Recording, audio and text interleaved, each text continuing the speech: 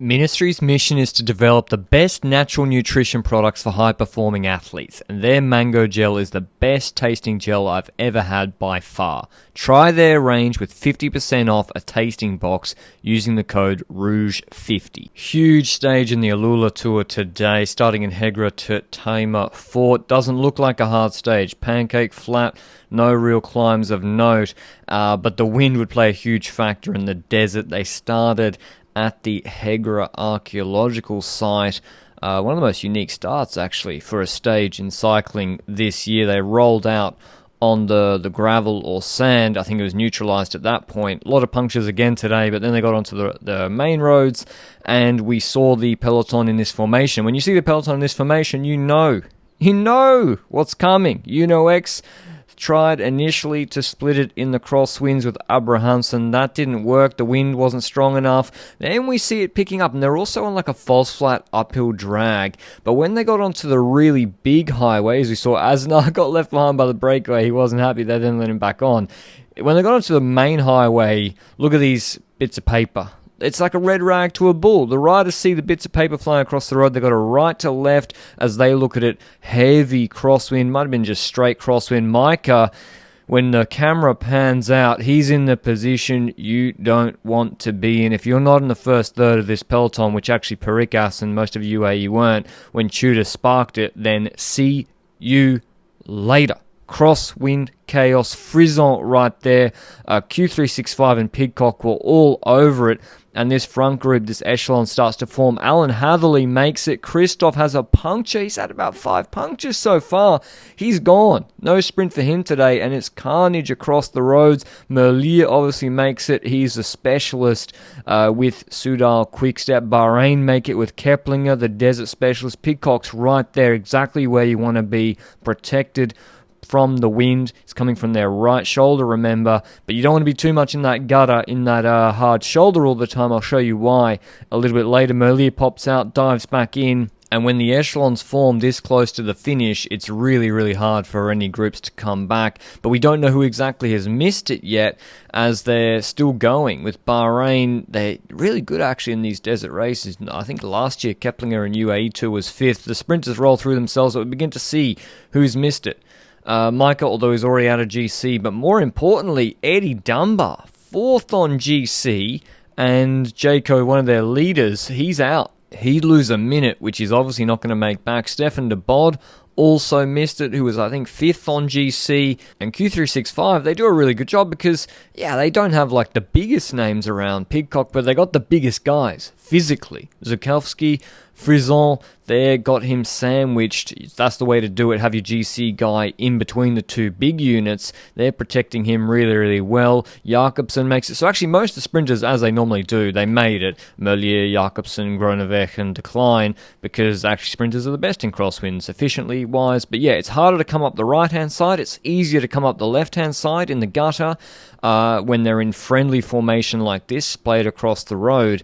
But with 26.5 Ks to go, even with the second peloton starting to get a little bit more organised with Alexander Kristoff in there, they came close, but they actually don't make it back. Picnic Post NL try to create another group, probably to drop some of the other sprinters, because actually Decline and Tudor had been a bit naughty at the back, and when you see them at the back, why not try to re-split it?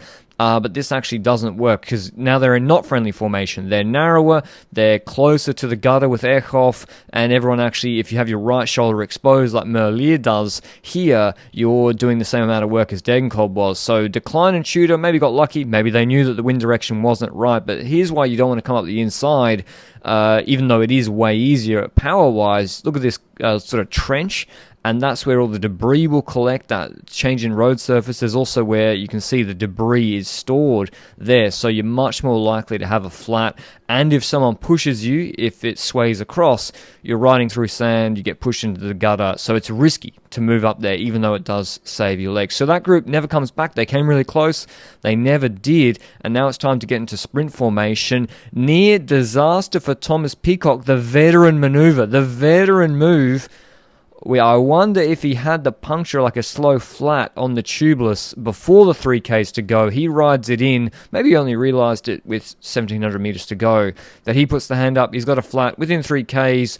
crisis averted, he'll get the same time. But yeah, the vet move, if indeed he did have it before 3Ks to go, like Remco in the Vuelta a few years ago. But this sprint's actually on pavé, not quite like the Knocker course, but we know one man in this peloton who's the best pavé sprinter in the world, Tim Merlier. Jaco AlUla do a much better job keeping Groenewegen in good position. Quite a technical last kilometre actually as they enter the pavé with quite a few corners, hard to move up. Opens up though with 800 metres to go, and a real shame that we once again see from the Caja Rural rider here. He looks over his left shoulder, Tim Merlier's on the wheel of Bert, and he already nearly has a crash. He's already in the mix, nearly gets chopped, and then he does it again. He decides, I'm going to compound my problems, looks again over his left shoulder, drifts right, and then the WB rider who's trying to go around him onto the Milano train, he collects his bars, and then the Caja Rural rider goes down. It's an amateur move. If you do this during a lead out and cause a crash, I really think a yellow card's not enough. Like, I think you should be sitting out a month. It's just like a lack of basic respect for your colleagues. And Eckhoff is the one that bears the brunt of it. He goes in, tries to save it, crashes into this unprotected lamppost and fractures his jaw. Could have been worse when you see how hard he hits it. Last, I think 2 Tours de France ago, Søren Varenskov was doing the lead out for Christoph. He did the same thing on their moto circuit, looks over, drifts right, and nearly chops himself on the back of Coquard's wheel, and then, rides Zangler into the barriers, who goes down. It's how Remco crashed in the Giro sprint stage, I think in 23, but anyway, show goes on. Bert sees where Merlier is, sees he's in good position, and says, time to do the lead out. And so, if he's in good position, even with Groenewegen on his wheel, there's probably only going to be one winner, even if he does go really long, which he did last year in AlUla as well. And Merlier out of the left-hand corner, launches it, 250 metres to go on the pavé, Groenewegen in his wheel. The sprint goes on for about 10 minutes. He simply does not care if anybody's in his wheel. Look at the gap he's created out of that corner to Max Canter. Oh, not Max Canter. I don't know who's sprinting for Astana. But yeah, Merlier sees, you're still there, Groenewegen. How about I just continue to the line and still win? Second stage, he's maybe win 3 on the Camel Cup track circuit on stage 5, beating Groenewegen in the wheel. Milano third, then Moschetti, Barbier, Brustenge. It was Fedorov for Astana, Dauphin, Brutamesso, and Changizi for Tudor. Here's what Tim Merlier had to say after the stage. You have unbelievable legs. You look in the shape of your life so early in the season. No? I don't think so. We will see later. So GC turned upside down by the crosswinds. Dunbar and De Bod out of podium contention. Skyview stage today. Jaco don't have the 2-man threat anymore, so Pidcock's looking pretty good.